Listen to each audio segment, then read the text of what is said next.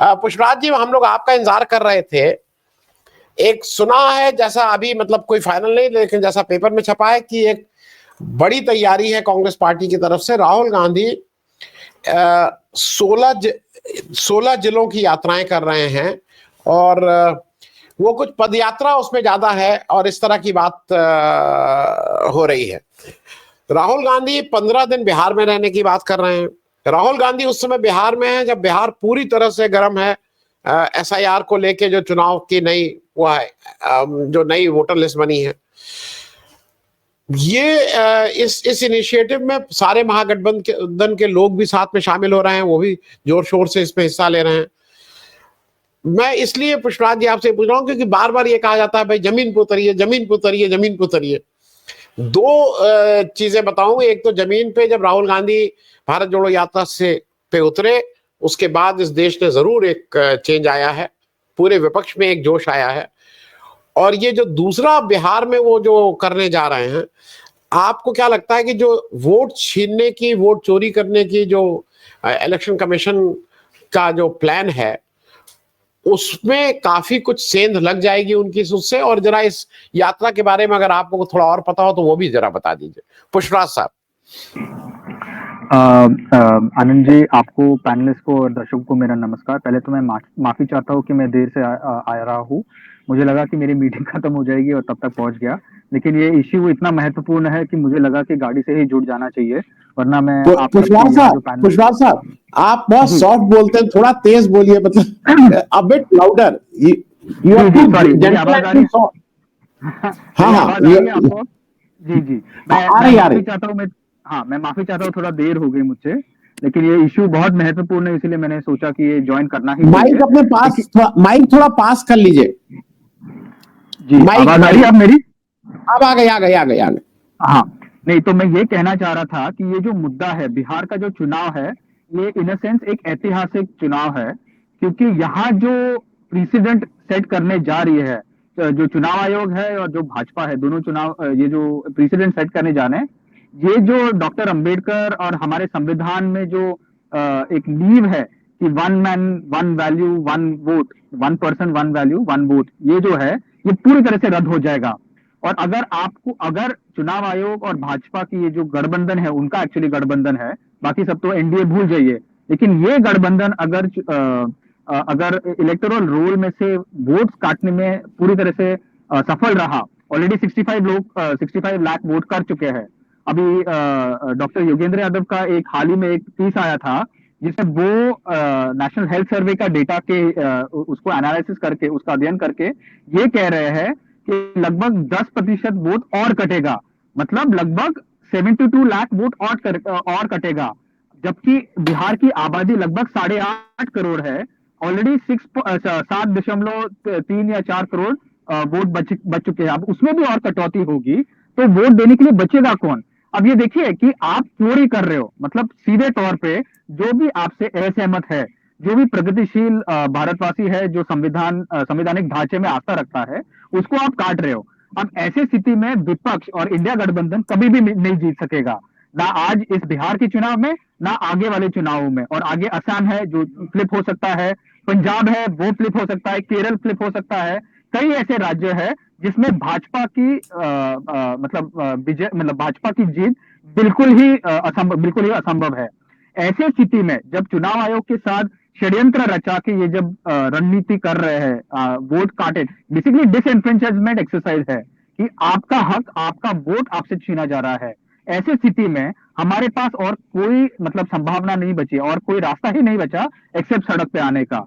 और देखिए, ये मतलब एक मामूली पदयात्रा नहीं है, ये एक आह्वान है कि जो इंसान लोकतंत्र में विश्वास रखता है, संवैधानिक ढांचे में विश्वास रखता है, उनको एक आह्वान है, उनको एक चेतावनी है कि देखिए ये जो आज होने जा रहा है, आपकी सरकार षड्यंत्र रचा रही है आपको पूरी तरह से डिसएनफ्रेंचाइज करने के लिए। और अगर आप इस पे सहमत हो गए, अगर आपने इसमें मंजूरी दे दी और आज आप अगर चुप हो गए, तो ये लोकतंत्र बचेगा नहीं, ये सिर्फ एक तानाशाही रहेगी। क्योंकि देखिए, आपकी जो जरूरतें हैं, आपकी जो आकांक्षाएं हैं, आपकी जो आपकी जो जरूरतें हैं, उसको पूरा करने के लिए आप वोट डालते हो। ताकि आपकी चुनी हुई सरकार आए, लेकिन अगर आपसे ही वो हक छीना जाए तो बचा ही क्या है, लोकतंत्र ही नहीं बचा फिर तो। पुष्पराज साहब, बात पूरी नहीं हो पाई थी। आप जरा ये, क्योंकि अब बहुत सी निगाहें इस समय राहुल गांधी के ऊपर हैं। राहुल गांधी के पास वो गुडविल भी है। राहुल गांधी जो कह रहे हैं, लोगों को विश्वास है कि उनके पास जो कहते हैं उनके पास पुख्ता बात होती है, और वो अपनी बात बिना बेबाकी के, बिना स्ट्रेट फॉरवर्ड ढंग से कहते हैं। उन्होंने अभी ये कहा कि इलेक्शन कमीशन के जो चोरी का काम कर रहा है उनके पास पुख्ता सबूत हैं, और आज नहीं तो कल अगर ये बेईमानी इलेक्शन कमीशन ने की, और ये इंपॉर्टेंट है पुष्पराज जी, क्योंकि धनंजय भाई ने जो बात कही कि Rahul Gandhi is an appointing authority, उन्होंने अपॉइंट किया है इलेक्शन कमीशन को, और इलेक्शन कमीशन उनके बारे में अगर कुछ कहता है तो वो एलओपी के बारे में, अपनी अपॉइंटिंग अथॉरिटी के बारे में एक तरह से कह रहा है। He is a part and parcel of that committee. मैं इस पूरे उस पे आपका, अब राहुल गांधी उसको जाके बिल्कुल ऑन दी स्ट्रीट, सड़क पे उनसे दो दो हाथ करने की बात कर रहे हैं, इस पे आपकी एक छोटी टिप्पणी पुष्पराज जी। हाँ आनंद जी, देखिए पहले तो इसको पूरी एक्सरसाइज को एफआईआर कहना ही नहीं चाहिए, ये सीधी तरह से वोट बंदी है और कुछ नहीं है। पहले इन्होंने, और ये वोट बंदी जो होगी इसके कारण जो इसका जो परिणाम होगा वो होगा नागरिक बंदी। आपके हक, आपके आकांक्षा, आपकी जरूरत जो भी है ये आपसे छीना जा रहा है। आपका जो अधिकार है कि मेरी जो जिंदगी है उसके ऊपर मेरा अधिकार होना चाहिए, मैं तय करूंगा कि मेरा रिप्रेजेंटेटिव, पब्लिक रिप्रेजेंटेटिव कौन है, मेरा नेता कौन है जो मेरी बातें आगे ले जाएगा संसद में, असेंबली में वगैरह, ये आपसे छीना जा रहा है। अगर अगर प्रधानमंत्री मोदी, भाजपा इन्होंने इतने ही 11 वर्षों में इतना अच्छा काम किया है तो इनको थोड़ा सिक्योरिटी होनी चाहिए, इनको विश्वास होना चाहिए जनता पे। लेकिन आपको जनता से इतनी डर क्यों है? अगर आप सचमुच 11 वर्षों से सबका साथ, सबका विकास, सबका विश्वास लेके काम कर रहे हो तो थोड़ा विश्वास रखिए, थोड़ा धैर्य रखिए, दूध का दूध पानी का पानी हो जाएगा।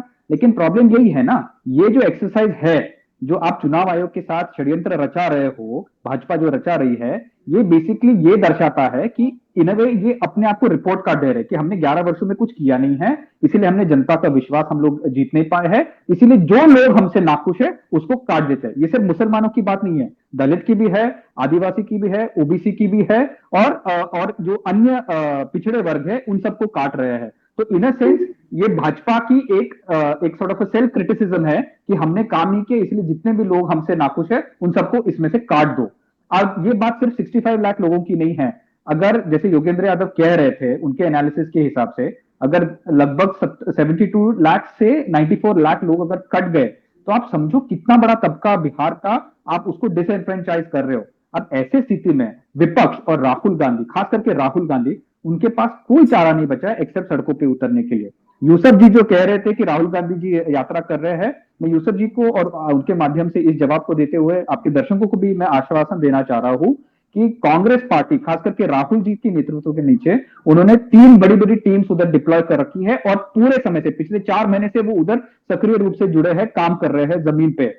शशिकांत सेंथिल जो नेशनल वॉर रूम इंचार्ज है, राहुल गांधी के बहुत करीब है। कृष्णा अल्लावरू जो उनके प्रभारी है बिहार के, वो पूरे समय उधर ही है। और उसके बाद सुनील केनेडी और कई अदर लोग हैं जो सक्रिय रूप से उधर जुड़े हुए काम कर रहे हैं।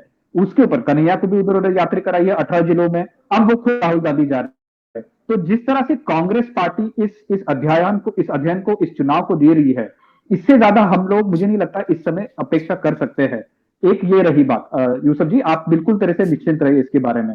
और तीसरी बात, इसके ये जो बिहार की में हो रहा है, मैं पहले भी आपको यही कह रहा था आनंद जी, 10 अगस्त से राहुल जी यात्रा शुरू हो जाएगी उनकी, और पूरे जिलों, मतलब कई जिलों में वो लोग चलेंगे।